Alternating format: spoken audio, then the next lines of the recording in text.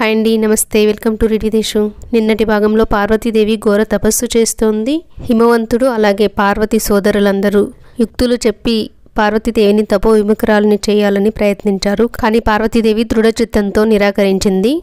తర్వాత కంటిన్యూ చేద్దాం. వారల గృహోన్ముఖులు కాగానే పార్వతి అధికతరమైన తపస్సు చేసింది.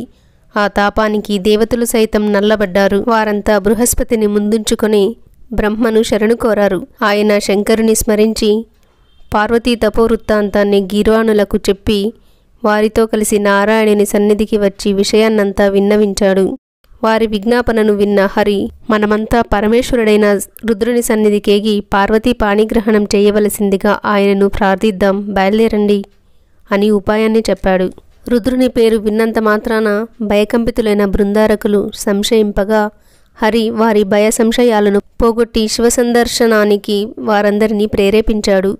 మధ్యలో మూర్తిభవించిన తపసిద్ధి వలె ఉన్న పార్వతీదేవిని దర్శించి ఆమెకు ప్రణమిల్లి కైలాసాధిపతి దర్శనానికి వెళ్లారు.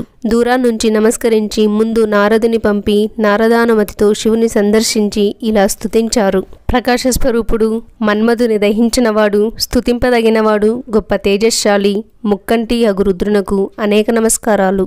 రశ్ములచే సర్వమును ప్రకాశింపచేయు ఆదిత్యుడవు నీవే. భయంకరాకారుడు, భయమును గొల్పు కన్నులు కలవాడు, ప్రభువు మహాదేవుడు అగు నీకు నమస్కారం. ఇంద్రరూపుడవై స్వర్గాన్ని పాలిస్తున్నావు. లోకాలకు నాథుడు, తండ్రి, తల్లి మరియు పాలకుడు నీవే. నువ్వు మంగళస్వరూపుడవు, ఈశ్వరుడవు, మంగళముల నిచ్చువాడవు. నీయందు దయ విశేషంగా ఉంది. హే ప్రభో, లోకాలన్నిటినీ పోషించు నువ్వు మమ్ములను రక్షింపదగుడువు. మహేశ్వర, దుఃఖాన్ని పోగొట్టుటలో సమర్థుడువు నీవు తప్ప మరెవరున్నారు?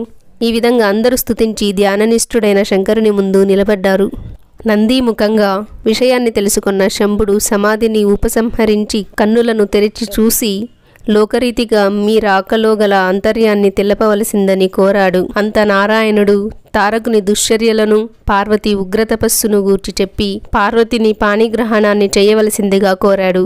దానికి నవ్వి ఇందుధరుడిలా అన్నాడు: ఓ విష్ణు బ్రహ్మేంద్రాది సుర ప్రముఖులారా, సిద్ధ సాధ్య దేవమునిగణల్లారా, నే చెప్పేది శ్రద్ధగా వినండి. ఈ మదనుడు పూర్వం అందరి ధ్యానాలను పాడు చేసి కామవికారాన్ని కలిగించేవాడు. కామం నరకహేతువు. కామం వలన క్రోధం పుట్టి, క్రోధం నుండి వ్యామోహం అల్లుకొని దానివల్ల తపస్సు భ్రష్టమవుతుంది. అట్టి ఈ కాముని దహించి లోకాలకు మీకు మేలు చేశాను.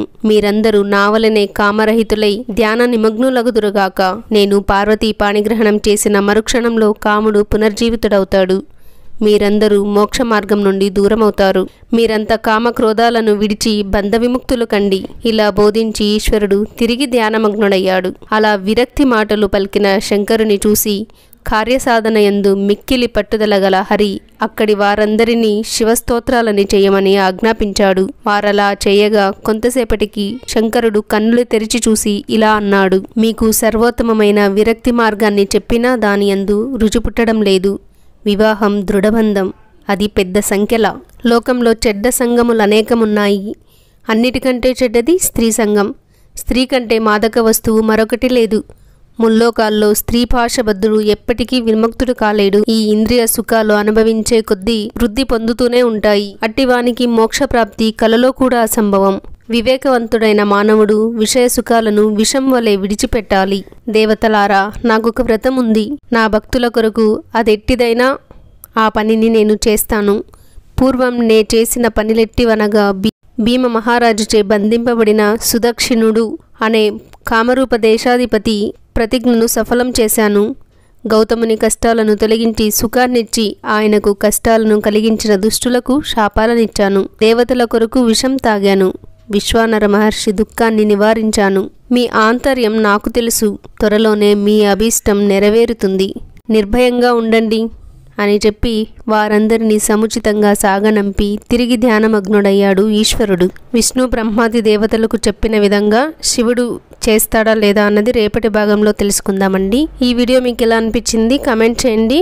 నచ్చితే లైక్ చేసి సబ్స్క్రైబ్ చేసుకోండి. అలాగే ఇలాంటి వీడియోలు చూస్తారా అనే వాళ్ళకి వీడియో షేర్ చేయండి. థ్యాంక్ యూ ఫర్ వాచింగ్ అండి. సర్వం ఉమామహేశ్వర పాదార్పణం.